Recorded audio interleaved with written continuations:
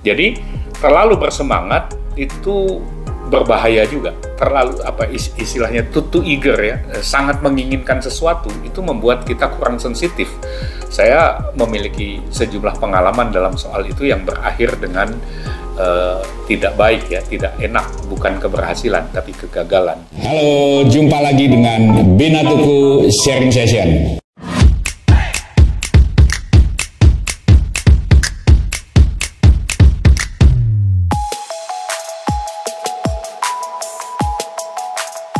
Jangan buru-buru buka laundry. Jangan tergesa-gesa berbisnis laundry. Nah, ini hal yang ingin saya bicarakan kali ini. Seorang teman tetangga saya satu kali mengeluh karena dia memiliki satu sakit yang di wilayahnya tuh diduga itu di sekitar dekat wilayah ulu hatinya.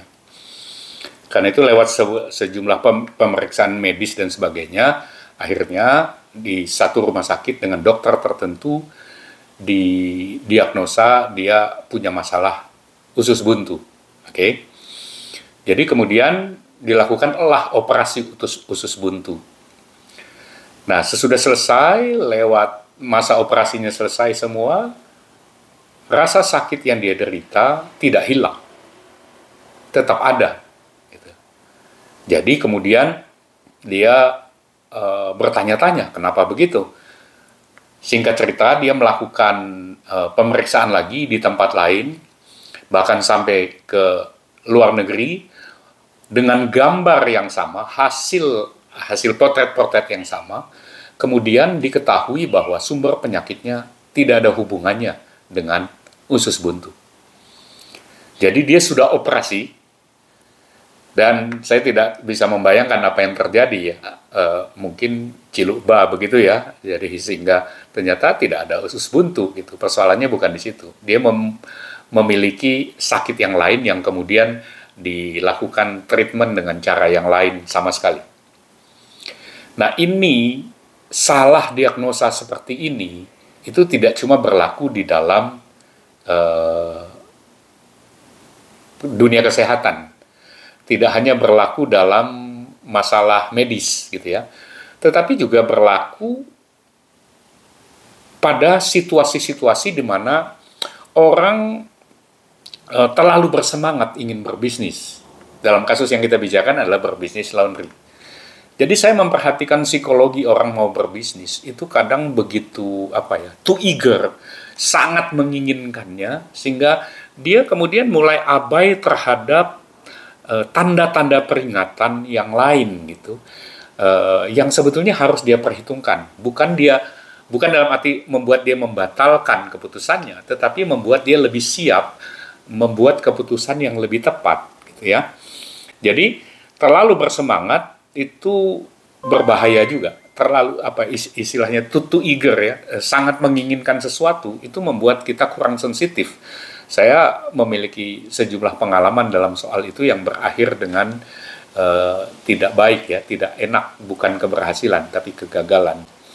Jadi saya ingin mengingatkan juga pentingnya orang melakukan atau menanyakan apa yang sering disebut dalam dunia medis itu second opinion, opini kedua. Bagaimana Anda mendapatkan opini dari yang lain, misalnya ya. Kalau perlu bahkan opini yang bertentangan gitu, itu baik gitu untuk proses berpikir supaya Anda bisa menganalisisnya dengan lebih tepat. Ada satu klien saya di Surabaya menghubungi saya satu malam karena melihat YouTube channel ini dan melihat ingin tahu sebetulnya apa yang saya lakukan. Jadi saya menjelaskan bahwa jasa saya adalah jasa advisory, yaitu membantu orang membuat keputusan-keputusan yang lebih baik dalam bisnis laundry-nya berdasarkan apa yang sudah saya pelajari, pengalaman-pengalaman saya, baik ketika saya membuat sekitar 14-16 outlet laundry sendiri yang kemudian sebagian saya jual, sebagian ada yang tutup juga dari pengalaman-pengalaman itu yang berkembang dengan sangat berhasil, juga ada. Jadi dari pengalaman itu dan menangani puluhan klien, itu saya olah begitu rupa supaya saya bisa memberikan advisory yang membuat orang membuat keputusan dengan lebih cepat, tetapi juga dengan lebih tepat. Nah, kemudian klien ini mengatakan dia mendapatkan proposal-proposal laundry yang membuat dia bingung kenapa ini begini, dan sebagainya. Nah, jadi dalam kasus itu dia meminta saya memberikan opini kedua sebetulnya ya. Jadi ketika dia meminta saya memberikan opini kedua, kita melakukan analisis terhadap penawaran-penawaran yang dia lakukan. Singkat cerita, ketika dia membuat keputusan, dia berhemat sekitar 59 juta dari dana investasi yang sudah siap dia gelontorkan gitu ya. Dan dia mendapatkan semua yang ingin dia dapatkan dengan pemahaman, dengan pengertian, dengan pengetahuan gitu. Jadi itu salah satu manfaat mendapatkan opini kedua. Anda bisa tanya siapa saja, tetapi Anda harus tanya orang yang secara relatif tanda kutip netral atau secara relatif Anda yakini akan berpihak kepada kepentingan Anda, ya, karena berhadapan dengan penjual, tentu penjual punya kepentingannya sendiri ya. Nah, dan Anda juga punya kepentingan Anda. Kalau Anda mendapatkan second opinion, Anda mesti dapatkan dari orang yang berpengalaman, mengetahui detail seluk-beluk usaha ini, dan dia juga relatif, entah karena alasan apapun, akan berdiri mewakili kepentingan Anda. Berpikir dengan cara mewakili kepentingan Anda. Itu syarat untuk Anda mendapatkan second opinion ya. Jadi dalam berbagai situasi hidup bahkan kita perlu mendapatkan second opinion sebelum membuat keputusan-keputusan, karena itu bagian yang menolong kita, mencegah kita membuat keputusan yang mengakibatkan penyesalan. Apalagi kalau keputusan itu menyangkut jumlah uang yang besar, menyangkut arah hidup, menyangkut dampaknya itu bisa panjang, seperti orang membuat keputusan-keputusan bisnis, keputusan-keputusan yang melibatkan uang banyak, keputusan memilih teman hidup, memilih karir, dan sebagainya. Itu keputusan-keputusan yang panjang itu sebaiknya kita membiasakan diri untuk mendapatkan second opinion. Dulu di zaman Orde Baru, ada ketua Mahkamah Agung namanya Ali Said. Dia pernah mengatakan sebuah kalimat yang terus saya ingat sampai hari ini. Dia mengatakan begini, seandainya seseorang mendengarkan hanya kata-kata tuntutan jaksa, maka dia membayangkan mungkin penjara itu tidak akan pernah cukup, harus tambah terus. Tetapi, seandainya seseorang hanya mendengarkan kata-kata pembela, pengacara, advokat, maka orang mungkin membayangkan bahkan penjara tidak perlu. Dan seorang hakim tahu bahwa keduanya tidak benar.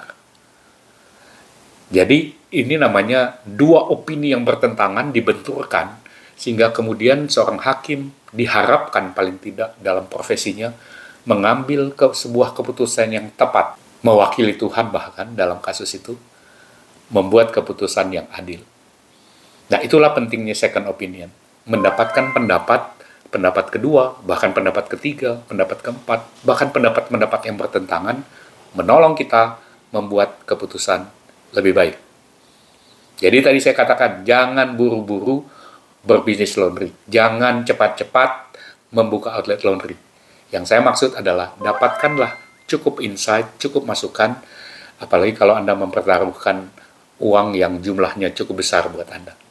Sukses besar untuk Anda. Buat kalian yang nonton YouTube Bina Teguh Sharing Session seperti ini, kalau kalian mendapatkan manfaat, kalau kalian merasa ada orang yang memerlukan ini, informasi seperti ini akan berguna buat dia. Entah dia sedang mau usaha laundry, entah dia pengusaha laundry dengan standar yang masih bisa ditingkatkan, diperbaiki, share lah, bagilah. Apa yang kalian dapat di sini dengan cuma-cuma, cobalah bagikan. Jadilah orang yang mendorong orang sukses. Dengan apa informasi-informasi yang bisa kalian bagikan, sehingga kalian adalah bagian dari keberhasilan orang-orang. Sepakat ya?